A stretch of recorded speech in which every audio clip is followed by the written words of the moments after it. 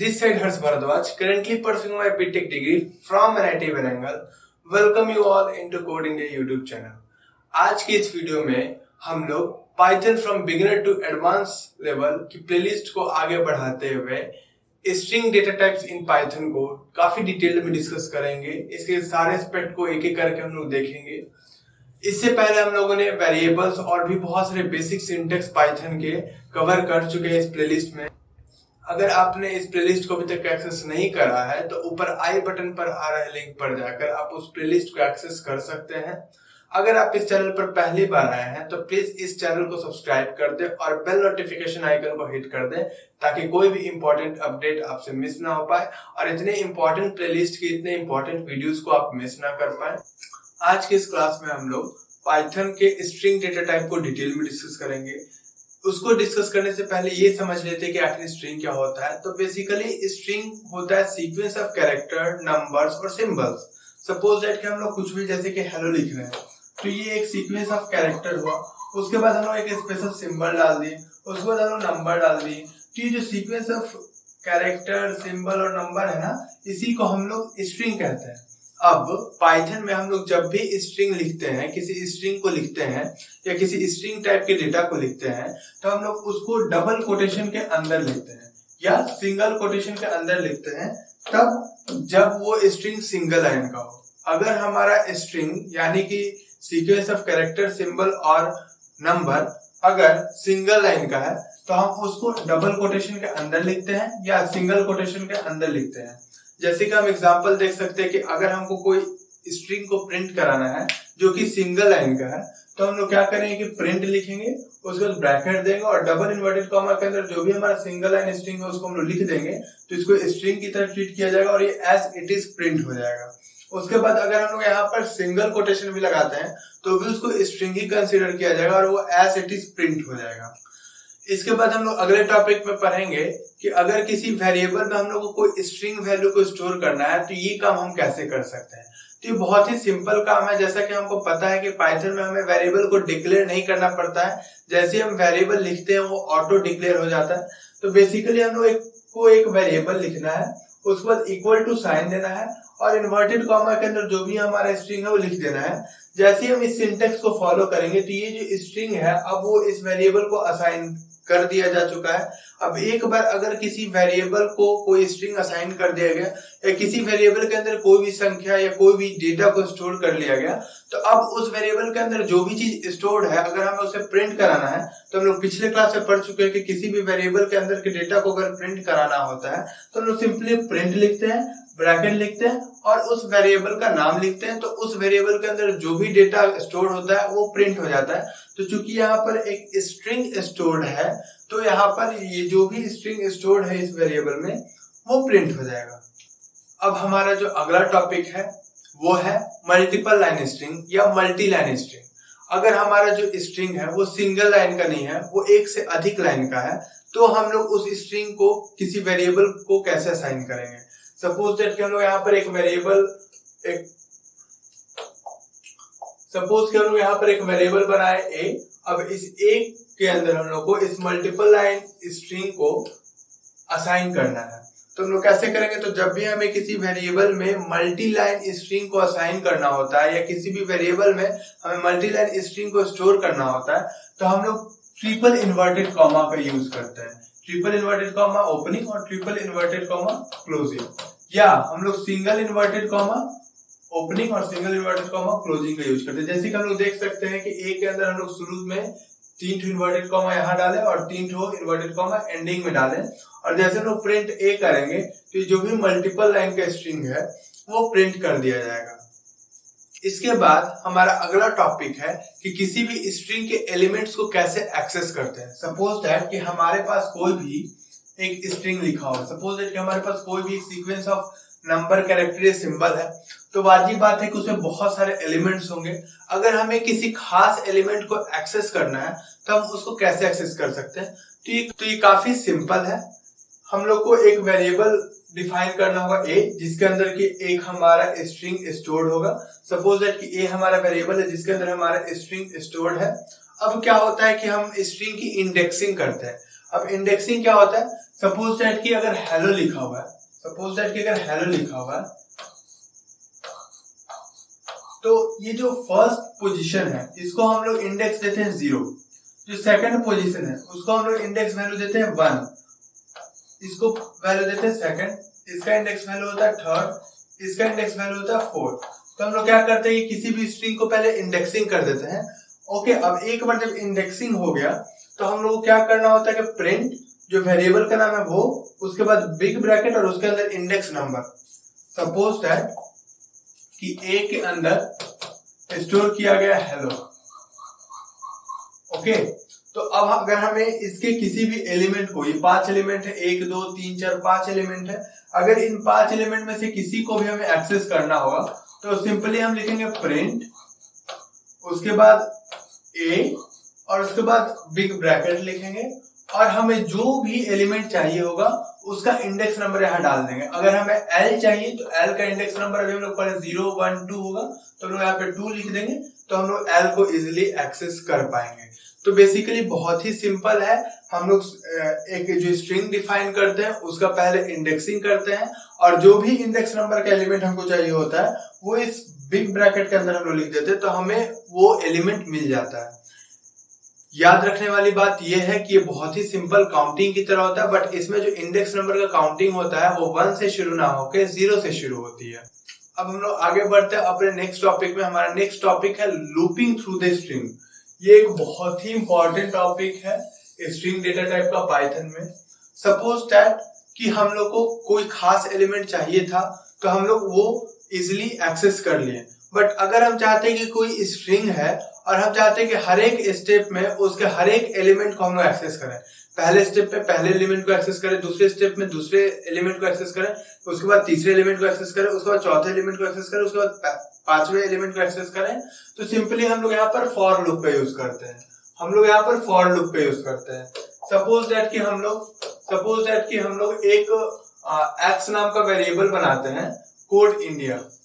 Okay, तो अगर हमारे पास x नाम का एक वेरिएबल है कोड इंडिया, तो सिंपली हमें लिखना for x in code India print x। Okay, यहां पर अगर हम कोड इंडिया कर देते हैं, ओके, सपोज दैट कि हमारा x नाम का वेरिएबल है, ठीक है, जिसमें हमारा कोड इंडिया स्टोर्ड है। अब हम चाहते हैं कि इसके हर एक एलिमेंट को एक एक करके हम एक्सेस करें, तो हम लोग यहाँ पर फॉर लूप को यूज करेंगे। सिंपली हमें लिखना for x in code India और प्रिंट x।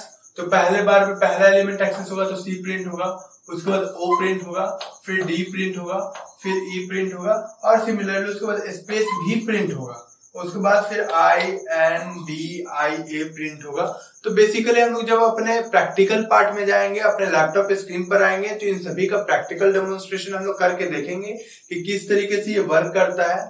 इसके बाद हम लोग अपने अगले टॉपिक में बढ़ते हैं जो कि है लेंथ ऑफ स्ट्रिंग। सपोज अब अगर हमारे पास कोई स्ट्रिंग दिया हुआ है और हम चाहते हैं कि ये हम कैलकुलेट करें कि उसके अंदर कितने एलिमेंट्स हैं, तो हम लोग इसको काफी इजीली कैलकुलेट कर सकते हैं। इसका सिंटेक्स बहुत ही सिंपल होता है। सपोज दैट कि हमने एक वेरिएबल डिफाइन करा a और उसको एक हमने स्ट्रिंग वैल्यू असाइन करा, ठीक है। तो अगर हमें इस स्ट्रिंग वैल्यू में कितने एलिमेंट्स है ये कैलकुलेट करना है, तो हम सिंपली क्या करेंगे, प्रिंट लेंथ और a लिख देंगे। सपोज दैट कि हमने x नाम का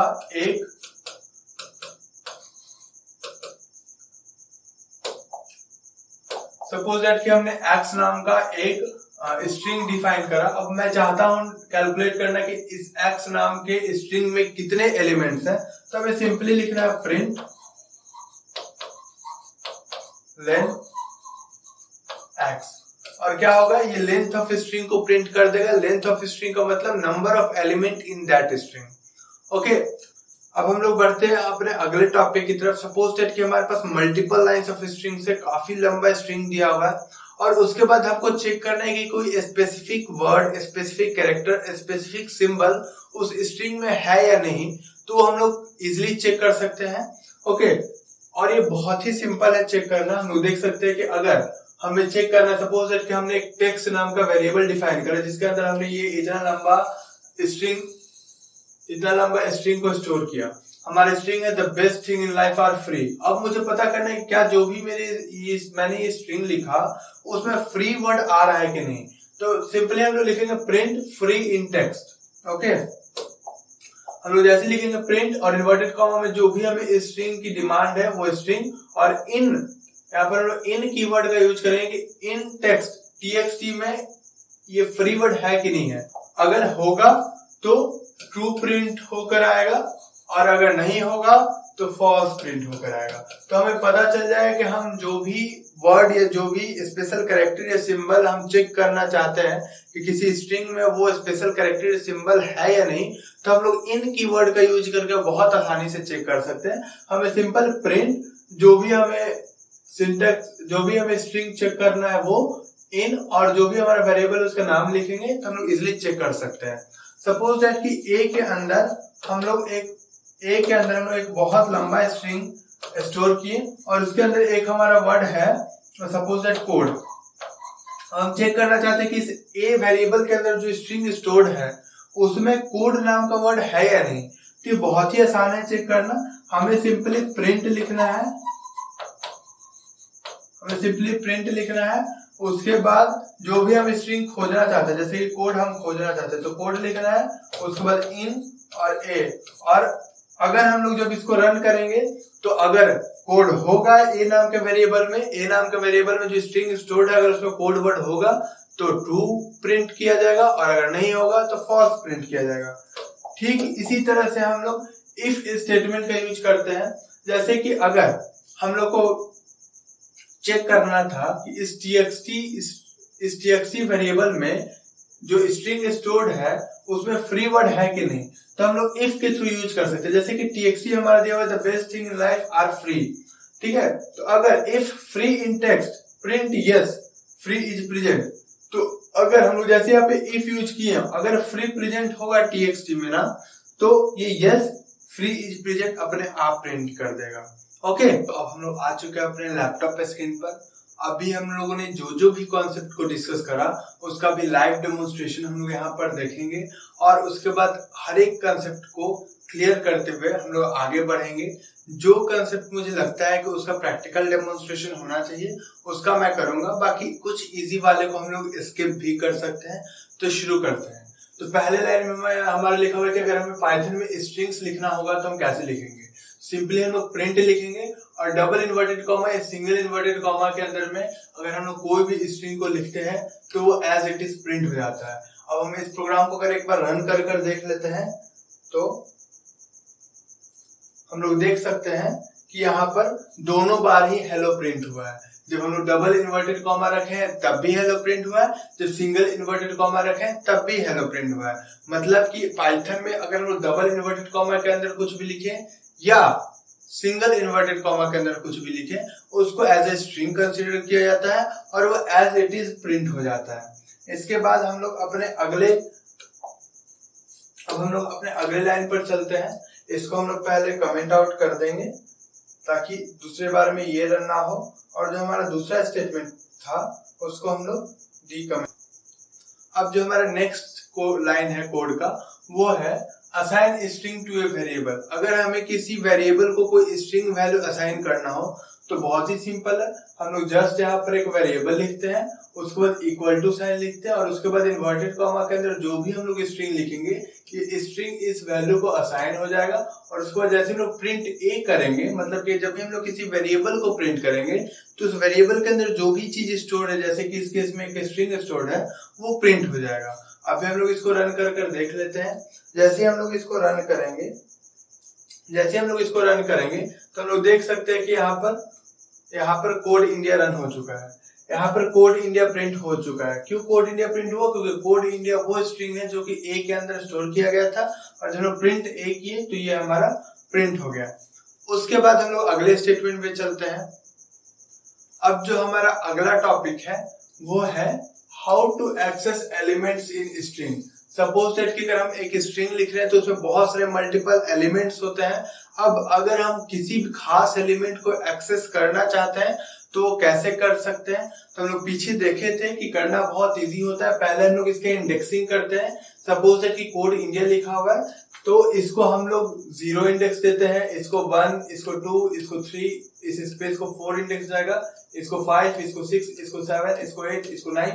ओके, नाउ अगर हम लोग 1 इंडेक्स को प्रिंट कर रहे हैं, सपोज दैट प्रिंट वेरिएबल, और उसके बाद हम लोग इस बड़ी ब्रैकेट के अंदर में इंडेक्स नंबर लिखते हैं। अगर हम लोग यहाँ पर इंडेक्स नंबर 1 रखे हुए हैं, तो क्या ये था 0 इंडेक्स नंबर और ये था 1 इंडेक्स नंबर, तो हमारा ओ प्रिंट होना चाहिए।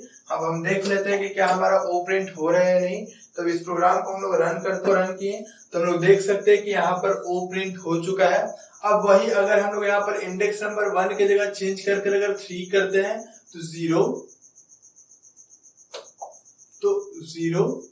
1, 2, 3। अगर हम लोग इंडेक्स नंबर 3 रखते हैं तो हमारा ई प्रिंट होना चाहिए। हम लोग एक बार वेरीफाई कर ले रहे कि जो भी हमने इंडेक्सिंग करना सीखा है वो सही है या नहीं। तो जैसे हम लोग प्रिंट किए इंडेक्स नंबर 3 पर, तो यहाँ पर हमारा ई प्रिंट हो चुका है, मतलब कि हमने जो भी पढ़ा, जो भी समझा वो सही। ओके, तो अब ये टॉपिक हमारा क्लियर हो गया है शायद कि इंडेक्सिंग कैसे करते हैं। सपोज दैट कि यहाँ पर CODEINDIA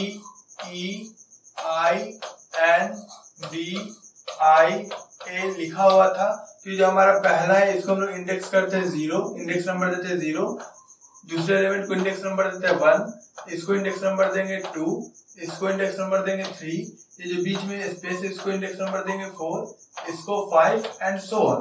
ठीक है, तो अगर हम लोग यहाँ पर 5 इंडेक्स नंबर लिखते तो हमारा आई प्रिंट होना चाहिए। हम लोग देख लेते हैं एक बार कि 5 जैसे हम लोग प्रेस कर रहे हैं तो हम लोग देख सकते हैं कि यहाँ पर हमारा आई प्रिंट हो रहा है। जैसे हम लोग इंडेक्स नंबर 5 डाले तो यहाँ पर आई प्रिंट हो गया। ओके, अब हम लोग आगे बढ़ते हैं अपने अगले टॉपिक में, जिसमें हम लोग को पढ़ना है कि अगर हमें किसी भी स्ट्रिंग के सारे एलिमेंट्स को एक एक करके एक्सेस करना है तो वहां पर हम लोग फॉर लूप का यूज करते हैं। तो देखते हैं कि फॉर लूप का यूज कैसे होता है। अब ये रहा हमारा फॉर लूप।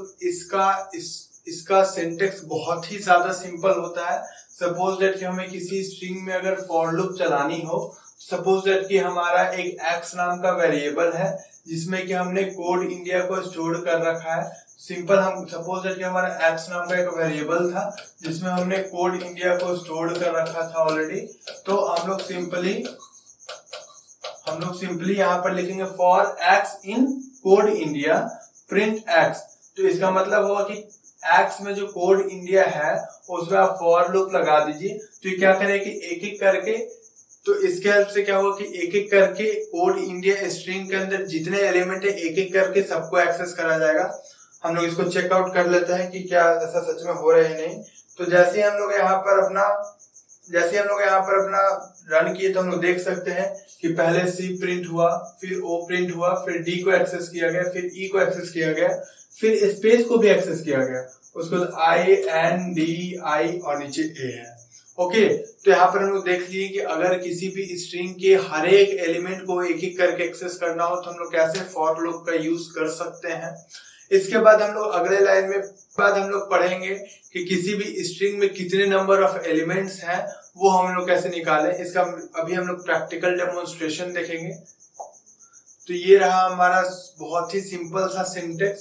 सपोज दैट कि हमें किसी भी स्ट्रिंग के लेंथ को निकालना है तो ये बहुत ही इजी है। सपोज हमें कोई भी एक वेरिएबल, सबसे पहले हमें कोई भी एक वेरिएबल डिफाइन करना होता है और उसको एक स्ट्रिंग वैल्यू हमें असाइन करना होता है। सपोज दैट कि एक वेरिएबल को डिक्लेयर करके हमने उसमें एक स्ट्रिंग वैल्यू को स्टोर कर दिया। अब हमें पता करना है कि इस स्ट्रिंग में कितने नंबर ऑफ एलिमेंट्स हैं। तो हमें सिंपली लिखना होगा प्रिंट ब्रैकेट लेन और ब्रैकेट में वेरिएबल का नाम। तो इस वेरिएबल का क्या लेंथ है ये प्रिंट हो जाएगा, मतलब इस वेरिएबल में कितने एलिमेंट्स हैं ये प्रिंट हो जाएगा। अभी हम लोग करके देख लेते हैं। पहले हम लोग गिन लेते हैं कितने एलिमेंट्स है। 1 2 3 4 5 6 7 8 9 10 11 12 13, टोटल 13 एलिमेंट है। तो देखते हैं कि क्या हमारा आंसर 13 आ रहा है कि नहीं। हमें यहाँ पर स्पेस को भी एक स्ट्रिंग के एलिमेंट को एज ए एलिमेंट काउंट करना है और कॉमा को भी स्ट्रिंग का एक एलिमेंट काउंट करना है। अब जैसे ही हम लोग अपने प्रोग्राम को रन किए तो हम यहाँ देख सकते हैं कि यहाँ पर 13 प्रिंट हो चुका है। मैं इसे थोड़ा जूम कर देता हूँ ताकि क्लियर दिखे। यहाँ पर देख सकते हैं कि 13 प्रिंट हो चुका है। क्यों 13 प्रिंट हुआ? क्योंकि हेलो वर्ल्ड में HELLO कॉमा स्पेस WORLD और ये एक्सक्लेमेशन मार्क था, तो ये 1 2 3 4 5 6, ये स्पेस को भी काउंट करना, 7 8 9 10 11 12 और 13। तो चूंकि इसमें टोटल 13 एलिमेंट्स थे इसलिए यहाँ पर 13 प्रिंट हो गया। उसके बाद अगले लाइन में हम लोग चेक करेंगे, सपोज दैट कि कोई एक बहुत लंबा सा स्ट्रिंग लिखा हुआ है, अब हमें चेक करना है कि उस स्ट्रिंग में कोई स्पेसिफिक वर्ड, कैरेक्टर, सिंबल या नंबर है या नहीं। तो हम लोग काफी इजिली चेक कर सकते हैं। इसका सिंटेक्स काफी सिंपल होता है।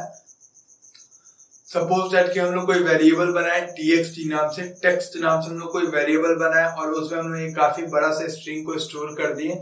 सपोज दैट कि यहाँ पर हमारे वेरिएबल बन गया, इसके अंदर हमने एक इतने बड़े स्ट्रिंग को स्टोर करा है। अब हमें चेक करना है कि इस स्ट्रिंग में कोई स्पेसिफिक वर्ड है या नहीं। तो सिंपली हम लोग इन कीवर्ड का यूज करके चेक कर सकते हैं। मतलब कि आप चेक करो कि इन्वर्टेड कॉमा के अंदर जो भी स्ट्रिंग दिया हुआ है वो इस txt वेरिएबल में है या नहीं, इन मतलब में है या नहीं। अगर होगा तो आप ट्रू प्रिंट करोगे, अगर नहीं होगा तो आप फॉल्स प्रिंट करोगे। अब हम इसे रन कर देख लेंगे। जैसे ही हम इसे रन करेंगे तो हम लोग देख सकते हैं कि यहाँ पर ट्रू प्रिंट हो चुका है। आखिर यहाँ पर ट्रू क्यों प्रिंट हुआ? ट्रू इसलिए प्रिंट हुआ क्योंकि इस txt वेरिएबल में फ्री नाम का एक वर्ड प्रेजेंट है। तो किसी भी स्ट्रिंग में कोई स्पेसिफिक वर्ड है या नहीं वो हमें चेक करना है। अब तो हम लोग यहाँ पर इन कीवर्ड का यूज करेंगे, ठीक है। ये स्पेसिफिक वर्ड इस txt वेरिएबल में है या नहीं ये प्रिंट करना है। अगर होगा तो ट्रू प्रिंट होगा, जैसे कि यहाँ पर हो गया, यहाँ पे ट्रू प्रिंट हो गया। अगर नहीं होगा तो फॉल्स प्रिंट होगा। आज की क्लास में हम लोगों ने स्ट्रिंग के काफी सारे कॉन्सेप्ट्स को डिस्कस करा, ठीक है। अब स्ट्रिंग्स के बहुत सारे इंपॉर्टेंट कॉन्सेप्ट्स बाकी हैं जिसको हम लोग आने वाले अगले वीडियो लेक्चर्स में कंप्लीट करेंगे। अगर इस वीडियो में कोई भी दिक्कत आई हो तो आप कमेंट करके हमें पूछ सकते हैं। अगर वीडियो अच्छा लगा हो तो प्लीज लाइक करें और अपने फ्रेंड्स के साथ शेयर करें। Thank you.